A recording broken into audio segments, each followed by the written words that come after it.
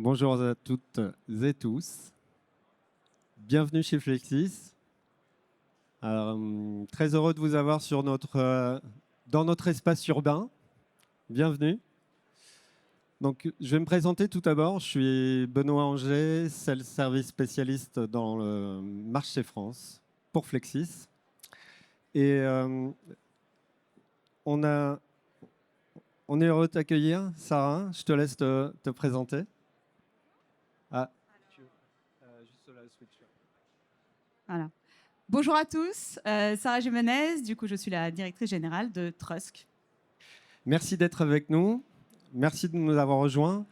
Donc, un rapide remind de l'objectif de notre Tech Talk ce midi. Donc, c'est vous parler et partager un témoignage très concret de notre innovation collaborative. Donc, la démarche qu'on mène. Donc, aujourd'hui, on va vous parler innovation, service customisé et donc une démarche innovante collaborative.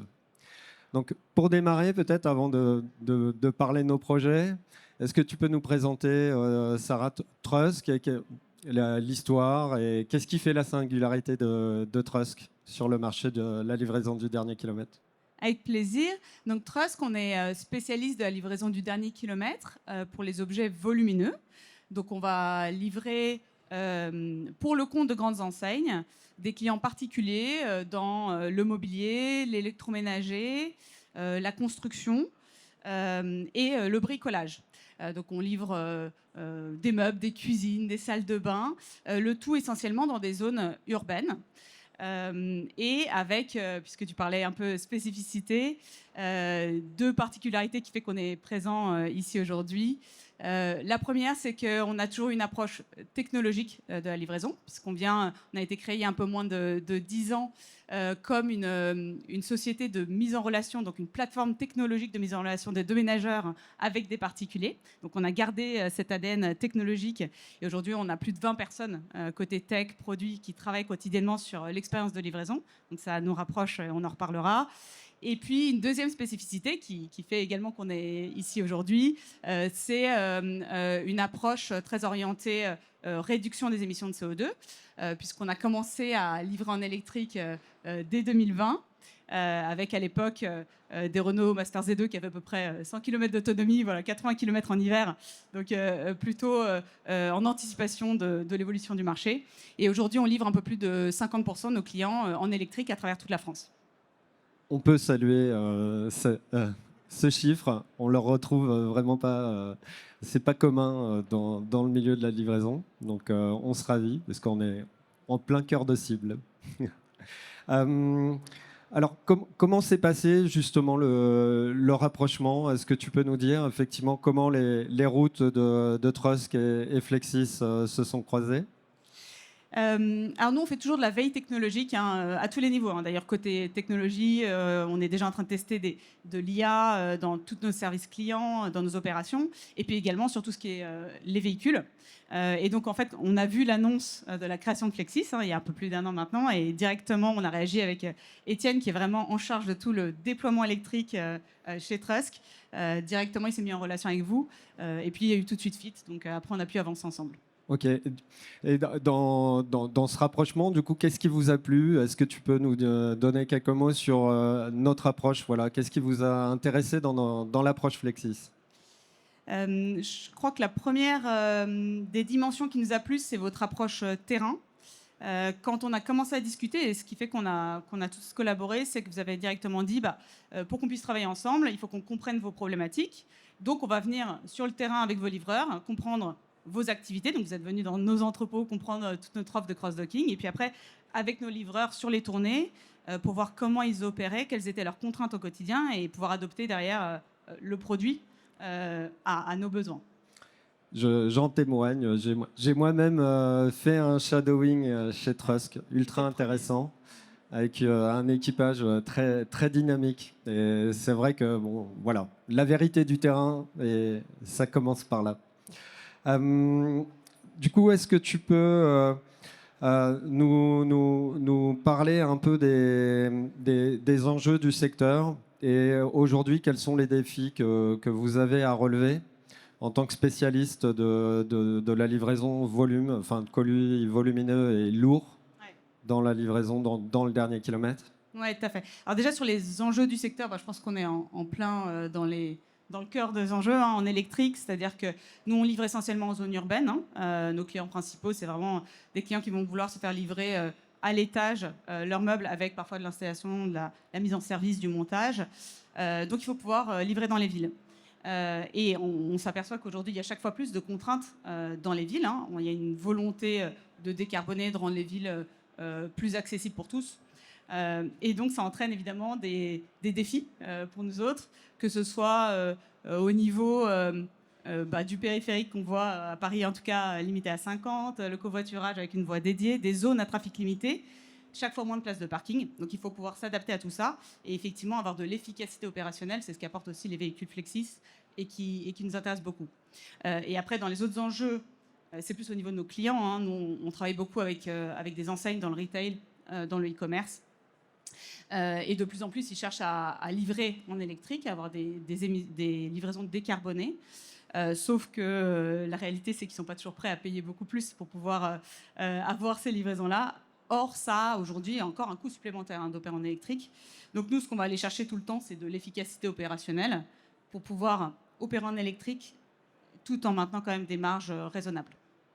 Et c'est là effectivement où on se rejoint, puisque notre ambition est effectivement, je dirais, au-delà du véhicule, c'est vraiment de vous proposer une offre 360, véhicules et services associés, pour faciliter cette transition et favoriser l'avancée, on va dire, et la proportion, la part de livraison en électrique, et tout en conservant effectivement cet objectif, ce target de performance, puisque les contraintes effectivement réglementaires ou aussi les équations économiques font que la performance reste l'objectif principal. Oui, et parmi les choses que vous apportez, que je trouve très intéressantes, puisqu'on parlait aussi de la valeur ajoutée de Flexis par rapport à nos enjeux, c'est que comme vous pensez livraison en véhicule utilitaire en ville, il y a toute la dimension ergonomie pour le chauffeur. Et là-dessus, on se rejoint beaucoup, puisque nous, en fait, on travaille avec des partenaires transporteurs. On n'opère pas le transport, on est plutôt ceux qui vont apporter le business aux transporteurs et leur faciliter la vie d'un point de vue technologique, tournée, etc. Donc là-dessus, on se rejoint totalement. Et donc pour nous, tout ce qui va pouvoir contribuer à l'ergonomie du véhicule ou du travail du livreur va être absolument clé, parce que c'est du confort, ça permet au livreur de se concentrer sur la livraison, sur la satisfaction du client final, qui est notre enjeu principal, et puis sur l'efficacité. Et notamment, il y a pas mal de fonctionnalités qui nous ont séduites. On les voyait en démonstration tout à l'heure, mais c'est super chouette à voir. Moi, j'adore ça. Ça peut paraître gadget, mais pas du tout en réalité. Tout ce qui va être le bouton pour le livreur, où en fait, on pense à l'expérience du livreur qui, tous les jours, va faire 10-20 points de livraison, va devoir s'arrêter, verrouiller le véhicule, ouvrir, mettre les warnings, etc. Là, il y a un bouton, tout se fait d'un coup, et il vient de gagner de la fatigue, du temps, voilà. La charge mentale. La charge mentale, exactement, voilà. Exactement. Au-delà, effectivement, de l'avancée, physiquement, le camion amène beaucoup de confort dans l'expérience chauffeur et conducteur. Il apporte aussi une tranquillité d'esprit dans la conduite, et le fait, à travers les écrans, et on va s'en parler, de pouvoir ramener de la data et d'opérer directement depuis le véhicule et les écrans du véhicule, va aussi le libérer d'une certaine charge mentale dans sa conduite. Est-ce que pardon, j'ai oublié. Je voulais rebondir sur un point. On se parle effectivement véhicule. Je voudrais aussi aborder un peu plus l'aspect service. Et puisque aujourd'hui, l'offre Flexis, effectivement, se veut une offre 360, dans le sens où on va reposer sur les services sur 4 piliers. Nos offres de financement, déjà le pilier, on va dire, classique standard, mais avec une démarche innovante. Ensuite, tout le pilier concernant la maintenance, c'est-à-dire maintenir le véhicule disponible à la route pour que tous les matins, effectivement, il puisse partir avec sa cargaison. L'autre piste très intéressante dont on discute, puisque vous êtes très orienté digital, et on va aussi aborder ce point, c'est cette capacité d'intégrer et de faire du véhicule aussi un vecteur de data qui pourra alimenter vos systèmes. Donc tout l'aspect business operational. Et puis eh bien, vis-à-vis effectivement de votre donneur d'ordre, on a toute cette suite énergie et CO2 qui pourrait répondre effectivement aux enjeux auxquels vous devez faire face. Sur chacune des verticales, pour nous, c'est une offre pertinente, puisque sur le financement, c'est évidemment un enjeu clé. Alors, on a une filiale qui s'appelle Trustcantal chez nous qui lise les véhicules pour les mettre à disposition des transporteurs, mais on a aussi beaucoup de transporteurs qui prennent eux-mêmes les véhicules. Et bien souvent, c'est pas simple pour eux, qui ont souvent des petites sociétés, de trouver les financements nécessaires. Donc, avoir une dimension d'accompagnement là-dessus, plus des conseils, de la flexibilité, c'est extrêmement important pour eux pour avoir accès aux véhicules électriques. C'est absolument clé. Vous parliez ensuite de la maintenance prédictive. Ça, c'est essentiel pour nous pour une raison simple, c'est que sur les premiers véhicules qu'on a pu avoir en électrique, on avait parfois des problèmes. Alors des problèmes parce que les pièces n'étaient peut-être pas suffisamment disponibles, parce qu'il n'y avait pas suffisamment de détection, qui fait que des véhicules ont été mobilisés très souvent et pendant longtemps. Et derrière, ça veut dire qu'on a un taux de disponibilité faible de véhicules. Ça, c'est directement du chiffre d'affaires de perdu pour le transporteur. Donc, ce n'est pas possible pour nous. Il nous faut un taux de disponibilité maximale. Et nous, on est convaincus que ça passe par la maintenance prédictive. Donc, tout le système qu'on a pu voir ensemble, justement, d'alerte proactive, même de films. Tu me montrais tout à l'heure la démo. Le tour du véhicule. Mais ça change la vie. Ça change la vie. Et pour nos sous-traitants transporteurs, c'est essentiel parce que parfois, le camion n'est pas toujours assigné au même livreur. Donc il faut pouvoir aussi avoir la traçabilité, le suivi de l'état dans lequel un livreur prend le véhicule, le rend, pour pouvoir responsabiliser chacun. Effectivement, et en ça, on se rejoint dans l'idée effectivement d'intégrer dans le process un maximum d'étapes et les rendre les plus fluides dans l'exécution pour le driver. Et effectivement, dans nos applis aujourd'hui, on présente, et je vous invite après les talks, vous pourrez venir voir, on fait des démos sur ce keyless et cette appli de tour de véhicule qui va venir effectivement identifier directement les points de maintenance ou de réparation à réaliser sur le véhicule. Et je pense à ça aussi, notamment pour des acteurs comme vous, qui, voilà, l'intensité des livraisons en milieu urbain va crescendo, enfin augmente, et on sait, tous les indicateurs sont ouverts pour dire que voilà, ça va augmenter et encore. L'image de marque et de pouvoir maintenir un véhicule, je pense, compte pour vous. C'est essentiel, on en parlait tout à l'heure, sur cette fonctionnalité de remontée de data avec un film automatique autour du véhicule. Je reparlais de notre expérience récente sur les véhicules électriques qu'on avait actuellement. Comment on a fait pour savoir où on en était et quels allaient être les coûts de restitution? On a fait venir un auditeur externe. Donc on a mobilisé les véhicules un matin, ça veut dire pas de chiffre d'affaires pour l'ensemble des transporteurs et pour Trusk. Étienne a dû passer un temps fou à coordonner les capacitaires pour qu'ils soient présents ce jour-là, pour que l'auditeur puisse faire l'inspection des véhicules et nous donner une estimation des réparations. Mais c'est un temps de dingue de perdu, c'est un coût. Ouais, et c'est même pas très efficace parce que du coup ça s'est fait une fois, plutôt que ce soit au quotidien avec justement une image de marque maintenue, parce que dès qu'il y a un POC, dès qu'il y a un problème, on le règle. Et c'est ça. Et du coup, d'avoir effectivement un processus régulier minimise l'impact au quotidien sur les tâches. Et ça, c'est effectivement c'est intéressant de le souligner. Pour passer sur une autre suite, je pense aussi à la décarbonation, puisque voilà, je pense que vos donneurs d'ordre sont très orientés sur ces aspects. Effectivement, c'est aussi le véhicule va pouvoir, et notre offre va pouvoir effectivement vous permettre de consommer des services qui vont vous donner de la data, pouvoir répondre à ces exigences. Aujourd'hui, avec quel type d'outils vous fonctionnez? Est-ce que vous avez des outils déjà en place? Est-ce que vous êtes dans cette logique également d'intégration? Alors, les outils qu'on utilise, que ce soit pour les chauffeurs, les ordonnancements, ils sont pour bonne partie maison. C'est-à-dire que parfois, on a une petite couche de base, typiquement pour tout ce qui va être optimisation de tournée. On a une application qui nous fait le point A, point B.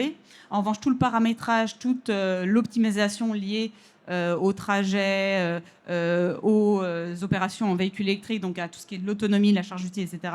C'est maison, puisqu'on a des mathématiciens en interne qui travaillent à ça toute la journée.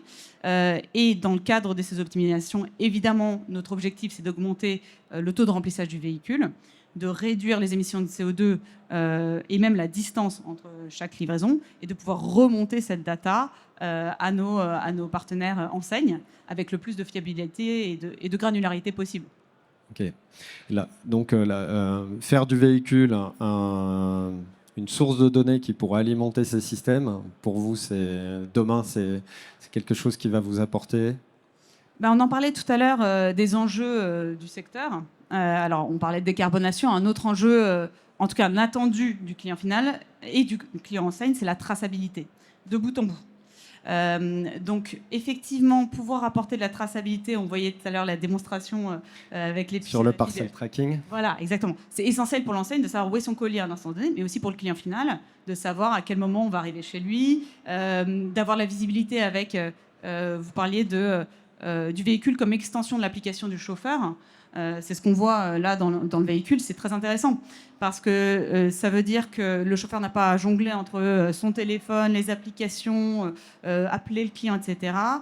Ça peut lui faciliter la vie pour le faire directement depuis l'écran, avec une traçabilité totale de son arrivée, y compris pour le client final, qui du coup sait qu'il peut l'attendre, qu'il arrive d'ici 5 minutes. Ça rend tout beaucoup plus fluide. Et c'est un attendu du client final, absolument. Et là, on est effectivement, du coup, on regroupe vos objectifs, enfin, je veux dire, les valeurs sur lesquelles vous travaillez. On en voit l'engagement écologique et la qualité de service, sur laquelle on peut vous féliciter, parce qu'un NPS de 82, c'est quand même excellent. Ça ne se croise pas tous les jours. C'est notre travail quotidien. Alors maintenant, on est même passé à 83 et notre objectif l'année prochaine, c'est 85. Ok, donc on a une slide de retard. Ok, c'est vraiment top. On voit effectivement, je voudrais souligner en fait l'aspect, notre approche 360 est là pour vraiment répondre aux besoins de l'ensemble des acteurs de la chaîne, j'ai envie de dire, entre vous, commissionnaires, vos sous-traitants, le chauffeur. On va pouvoir effectivement, à travers nos services et nos solutions, proposer de la valeur vraiment à chaque étage de la chaîne. Et c'est vraiment très, très, très intéressant. Aujourd'hui, effectivement, on vous présente et on travaille en collaboration avec Trusk sur ces aspects. Donc, c'est une partie de l'histoire aujourd'hui. On a encore beaucoup de projets à explorer. Je te laisse peut-être donner quelques orientations qui peuvent vous intéresser. Oui, tout à fait. Moi, ce que j'aime dans l'approche, on en parlait tout à l'heure, c'est au-delà du terrain, on travaille main dans la main. Donc, on a déjà eu plusieurs rencontres. Vous êtes également venus dans nos bureaux travailler avec notre équipe produit tech pour voir aussi la compatibilité des systèmes, parce que c'est toujours un peu ça la clé. C'est-à-dire, quand chacun fait ses systèmes informatiques dans son coin, après, il y a l'enjeu de pouvoir intégrer l'ensemble et avoir une traçabilité complète de la commande. Ce qui est intéressant dans nos discussions, c'est qu'on envisage aussi comment nos systèmes informatiques développés maison, parce que c'est vrai qu'on a quand même une équipe tech qui travaille dessus tous les jours, peuvent travailler main dans la main avec vos équipes pour être sûr d'avoir un système ouvert et que l'info puisse remonter dans nos systèmes pour l'enseigne, pour le client final, grâce à vous. Donc c'est un peu ça les prochaines étapes, c'est continuer à travailler sur l'ouverture du système informatique, donc la dimension vraiment service, la dimension ergonomie à travers, comme vous l'avez fait, terrain avec les chauffeurs pour bien comprendre leurs besoins. Et puis derrière, surtout, faut passer au terrain, c'est-à-dire que les véhicules, ils arrivent et on a hâte l'année prochaine. Donc je crois qu'on va avoir un véhicule test. C'est pas du bois, mais voilà, on nous a parlé de S1 2026, donc on a hâte. Et l'enjeu, c'est vraiment de pouvoir commencer à les utiliser, un premier, puis après de nombreux, puisque nous, notre objectif, c'est évidemment de passer l'année prochaine à 60% de livraison en électrique, donc on a besoin de votre aide. On sera là, on va répondre présent. Et il est prévu effectivement pour des early adopters comme vous, un plan démo où vous allez pouvoir aussi, en avance de phase, tester les véhicules sur circuit fermé dans un premier temps, mais vraiment reproduire l'environnement urbain et pouvoir effectivement en live tester les véhicules et la livraison. Ben, on a hâte. Bon, merci beaucoup. En tout cas, voilà, vous aurez compris avec notre approche 360, notre volonté vraiment d'accompagner et de faire du sur-mesure avec nos clients grands comptes tels que Trust. Voilà, chez Flexis, on a vraiment l'engagement et la volonté de décarboner tout en proposant des solutions qui permettent à nos clients de rester ultra performants dans leur métier. Donc merci encore. 1000 fois merci de vous être arrêté, d'avoir participé à la conférence. Merci. Merci Sarah. Merci Benoît. Merci beaucoup. Et puis je vous invite, pour ceux qui sont là, à rester parce que vous allez avoir un nouveau Tech Talk qui vous donnera encore un nouvel angle, une nouvelle approche avec comment mon collègue Maxime. Voilà. Merci beaucoup. Merci beaucoup. 1000 fois merci.